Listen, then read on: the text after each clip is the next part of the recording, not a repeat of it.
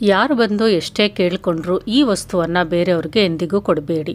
ನೀವು ಹಾಕಿದಂಥ ಹಳೆ ಬಟ್ಟೆಗಳು, ಮನೆಯಲ್ಲಿ ತುಂಬಾ ಹಳೆಯ ಬಟ್ಟೆಗಳು ಶೇಖರಣೆ ಆಗೋಗಿರುತ್ತೆ. ಅದನ್ನು ಬೇರೆಯವ್ರಿಗೆ ಕೊಟ್ಟರೆ ಏನಾಗುತ್ತೆ, ನಿಮ್ಮ ಅದೃಷ್ಟ ಅವರಿಗೆ ಹೋಗಿ ಸೇರುತ್ತೆ, ನಿಮ್ಮ ಆಯುಷ್ಯನೂ ಸಹ ಕಡಿಮೆ ಆಗುತ್ತೆ. ಹಾಗಿದ್ರೆ ಹಳೆ ಬಟ್ಟೆಗಳನ್ನೆಲ್ಲ ಏನು ಮಾಡಬೇಕು? ಖಂಡಿತವಾಗ್ಲೂ ಬೇರೆಯವ್ರಿಗೆ ಕೊಡ್ಬೋದು. ಆದರೆ ಕೊಡೋದಕ್ಕೆ ಮುಂಚೆ ಈ ಒಂದು ಕೆಲಸವನ್ನು ಮಾಡಬೇಕು. ಹಳೆ ಬಟ್ಟೆಗಳನ್ನು ಬೇರೆಯವ್ರಿಗೆ ಕೊಡಬೇಕು ಅಂತ ಹೇಳಿದ್ರೆ ಅದನ್ನು ಉಪ್ಪು ನೀರಲ್ಲಿ ಅದ್ದಿ ಒಣಗಿಸಿ ನಂತರ ಕೊಡಿ.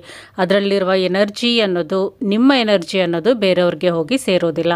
ಅಥವಾ ಅದನ್ನು ಸ್ವಲ್ಪ ಅದಕ್ಕೆ ಒಂದು ಹೋಲಾದರೂ ಮಾಡಿ ಅಥವಾ ಒಂದು ಚಿಕ್ಕ ಕಟ್ಟಾದರೂ ಮಾಡಿ ನಂತರ ಆ ಬಟ್ಟೆಗಳನ್ನು ಬೇರೆಯವ್ರಿಗೆ ಕೊಡಿ. ಹಾಗೆ ಮಾಡೋದ್ರಿಂದ ನಿಮಗೆ ನಿಮ್ಮ ಬಟ್ಟೆಗೆ ಇರುವಂಥ ಕನೆಕ್ಷನ್ ಅನ್ನೋದು ಕಟ್ಟಾಗುತ್ತೆ. ಆಗ ನಿಮಗೆ ಯಾವುದೇ ರೀತಿಯಾದಂಥ ತೊಂದರೆ ಆಗೋದಿಲ್ಲ. ಅದೇ ರೀತಿ ನೀವು ಪೂಜಾ ರೂಮಲ್ಲಿ ಉಪಯೋಗಿಸುವಂಥ ದೇವರ ಸಾಮಾನುಗಳು, ದೇವರ ಮುಖವಾಡ, ದೇವರಿಗೆ ಹಾಕುವಂಥ ಒಡವೆಗಳನ್ನು ಸಹ ಬೇರೆಯವ್ರಿಗೆ ಉಪಯೋಗಿಸಲು ಎಂದಿಗೂ ಕೊಡಬಾರ್ದು. ಮನೆ ಹೊರಗಡೆ ಬಳಸುವಂಥ ಚಪ್ಪಲಿಯನ್ನು ಯಾವುದೇ ಕಾರಣಕ್ಕೂ ಮನೆ ಒಳಗಡೆ ಹಾಕ್ಕೊಂಡು ಓಡಾಡಬಾರ್ದು. ಹಾಗೆ ಮಾಡೋದ್ರಿಂದ ಮನೆಯಲ್ಲಿ ಲಕ್ಷ್ಮೀ ಕಟಾಕ್ಷ ಕಡಿಮೆ ಆಗುತ್ತೆ.